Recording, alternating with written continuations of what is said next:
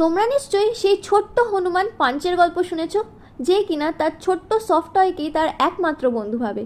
ঠিক তেমনই কিছুদিন ধরেই আমার বন্ধু হয়ে গেছে আমার ল্যাপটপ আর আমার বই খাতা। হ্যালো এভরিওয়ান, তো কেমন আছো সকলে? আমিও খুব ভালো আছি। I know no one cares, তাও আর কি। তো welcome back to my series. I will keep posting my videos until I reach 1K subscribers. তাহলে যেটা বলছিলাম আর কি, ডিফারেন্সটা হলো পাঞ্চের হাতে ছিল একটা টয় আর আমার সামনে থাকে আমার ল্যাপটপ, বই আর খাতা। কারণ সামনে সেমিস্টার এক্সাম আসছে আর কিছুদিন ধরে রাত হলেই আমার সিরিয়াস মোড অন হয়ে যায়। আর হ্যাঁ, সত্যি কথা বলতে কি জানো, সারা বছর তো ভালোভাবেই ফাঁকিবাজি করেছি, হেসে খেয়ে ঘুরে বেরিয়ে কাল থেকে পড়বো বলে দিন কাটিয়েছি।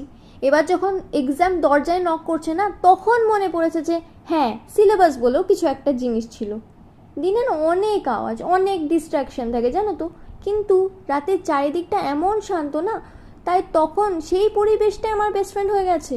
মোট কথা, যখন পুরো দুনিয়ার মানুষ ঘুমায় তখন আমার দিন স্টার্ট হয়, যখন সকলে রেস্ট নেয় তখন আমার রেস্টলেস লাইফ স্টার্ট হয় with my laptop and my বই খাতা। হ্যাঁ, একটু লোনলি ফিল হয় ঠিকই, কিন্তু এখন থেকে নো মোর কাল থেকে পড়বো, আজ থেকেই পড়তে হবে, কারণ সামনেই যে সেমিস্টার এক্সাম। তো আমি যাই, হ্যাঁ পড়ি, তোমরা সাবস্ক্রাইব করে দিয়ে যাও।